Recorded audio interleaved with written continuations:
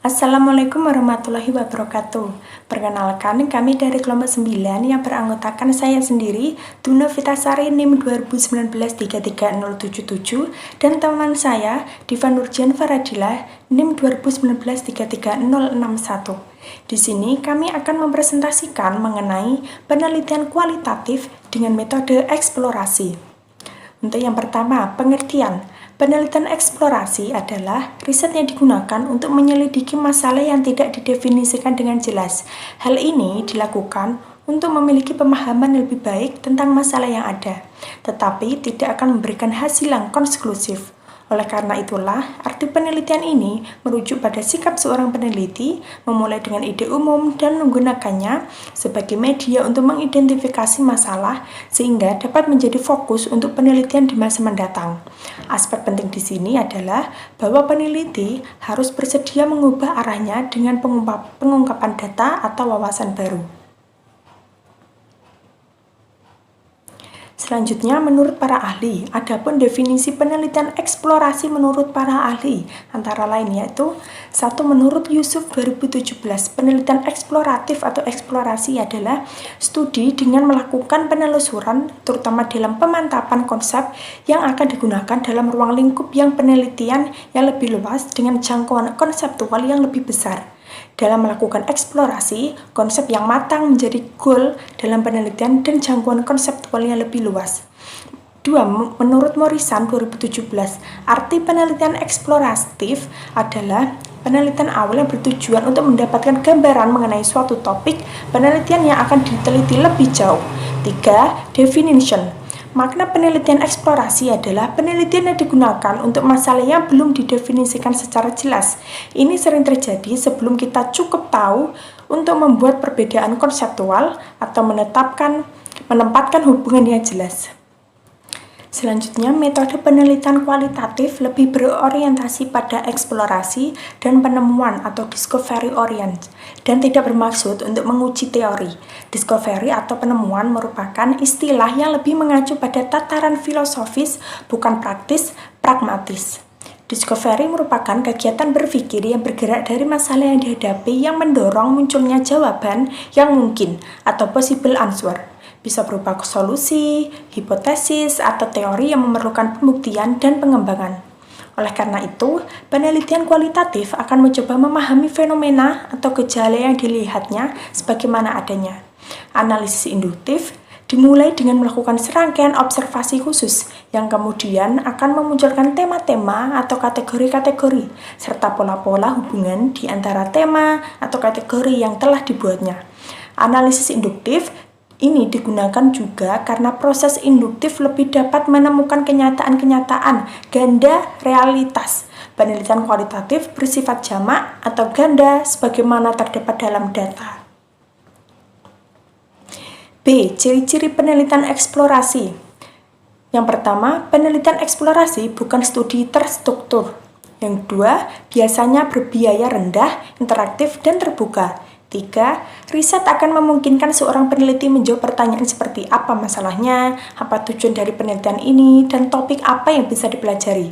4. Tahapan melakukan penelitian eksplorasi umumnya tidak ada penelitian sebelumnya yang dilakukan atau yang sudah ada tidak menjawab masalah dengan cukup tepat. 5. Riset adalah penelitian yang memakan waktu dan perlu kesabaran dan memiliki resiko yang terkait dengannya. 6. Peneliti harus memeriksa semua informasi yang tersedia untuk studi tertentu yang sedang dilakukannya. 7. Tidak ada seperangkat aturan untuk melakukan penelitian itu sendiri, karena penelitian ini fleksibel, luas, dan tersebar. 8. Penelitian perlu memiliki nilai atau kepentingan jika masalah tidak penting, maka penelitian yang dilakukan tidak efektif. 9. Penelitian juga harus memiliki beberapa landasan teori yang dapat mendukung temuannya karena akan memudahkan peneliti untuk menilai dan melanjutkan penelitiannya. 10. Penelitian semacam itu biasanya menghasilkan jenis data penelitian kualitatif, namun dalam kasus-kasus tertentu dapat kuantitatif. Digeneralisasi untuk sampel yang lebih besar melalui penggunaan survei dan eksperimen. Selanjutnya, C. Macam-macam penelitian eksplorasi. Yang pertama, pencarian literatur atau literatur search merupakan salah satu cara tercepat dan paling mudah untuk menemukan hipotesis. Ada sejumlah besar informasi yang tersedia di perpustakaan, melalui sumber internet, dalam basis data komersial, dan sebagainya. Pencarian literatur dapat mencakup surat kabar, majalah, literatur perdagangan, akademis, atau statistik yang diterbitkan dari organisasi penelitian atau biro sensus pemerintah. Di Indonesia dikenal dengan BPS atau Badan Pusat Statistik.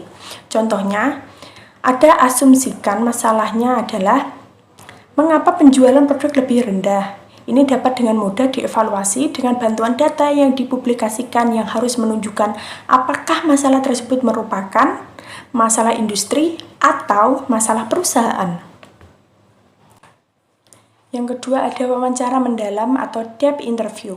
Penting untuk memulai dengan pencarian literatur yang baik, tetapi pada titik tertentu perlu untuk berbicara dengan orang-orang yang berpengetahuan luas di bidang yang diselidiki. Orang-orang ini bisa terdiri atas profesional atau orang di luar organisasi. 3. Diskusi kelompok terfokus. Metode lain yang sering digunakan dalam penelitian eksplorasi adalah kelompok terfokus. Dalam kelompok terfokus, hanya beberapa orang yang disatukan untuk belajar dan membicarakan beberapa tema yang menarik. Diskusi diarahkan oleh seorang moderator yang berada di ruangan dengan peserta kelompok terfokus. 4. Analisis kasus. Para peneliti dapat memahami lebih banyak tentang masalah yang dikaji dengan mempelajari contoh-contoh atau kasus-kasus yang dipilih dengan cermat. Studi kasus ini cocok untuk melakukan penelitian eksplorasi. Seorang peneliti harus memeriksa dengan hati-hati studi kasus yang diterbitkan sebelumnya berkaitan dengan variabel yang akan diteliti. Oke, selanjutnya akan dilanjutkan oleh teman saya. Di sini saya akan melanjutkan presentasi dari teman saya, Dwi Navitasari, yaitu mengenai D tujuan. 1. Memformulasikan atau menyusun suatu masalah secara lebih tepat. Yang kedua, menentukan alternatif tindakan yang akan dilakukan. Yang ketiga, mengembangkan hipotesis. Yang keempat, menentukan variabel-variabel penelitian dan pengujian lebih lanjut. Yang kelima, memperoleh gambaran yang jelas mengenai suatu masalah. Yang keenam, menentukan prioritas untuk penelitian lebih lanjut. Selanjutnya yaitu kelebihan dan kekurangan penelitian eksplorasi.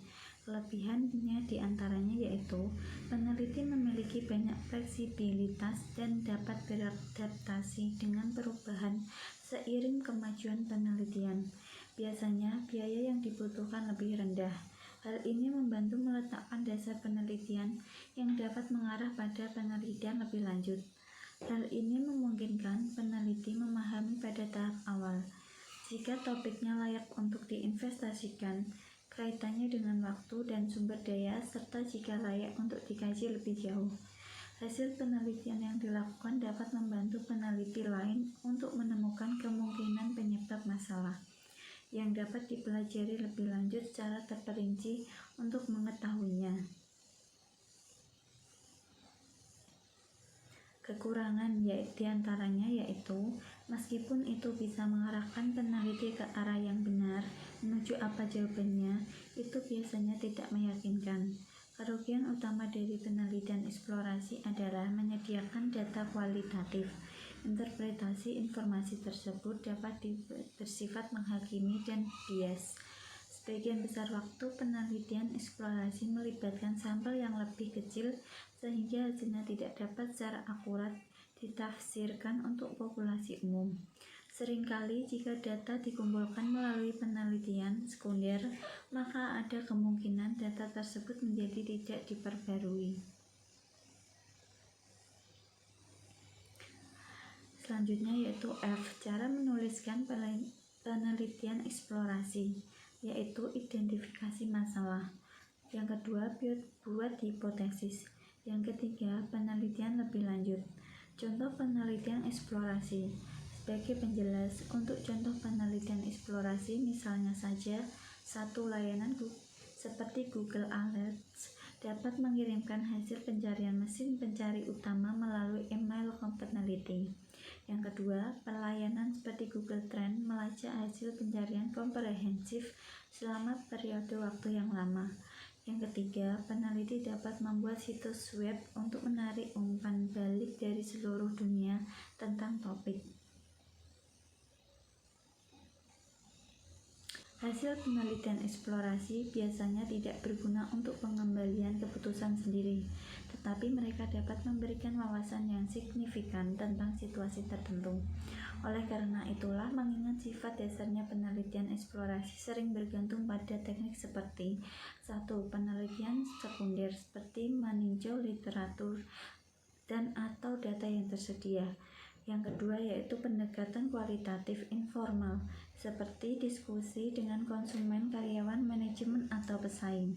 Yang ketiga, penelitian kualitatif formal melalui wawancara mendalam, kelompok terfokus, metode proyektif, studi kasus, atau studi pencontohan. Yang keempat, internet memungkinkan metode penelitian yang lebih interaktif. Oleh karena itulah, meskipun hasil penelitian kualitatif dapat memberikan beberapa indikasi mengenai mengapa, bagaimana, dan kapan sesuatu terjadi, mereka tidak dapat mengungkapkan seberapa sering atau berapa banyak. Penelitian eksplorasi biasanya tidak dapat digeneralisasikan untuk populasi pada umumnya. Dan yang terakhir yaitu mengenai kesimpulan.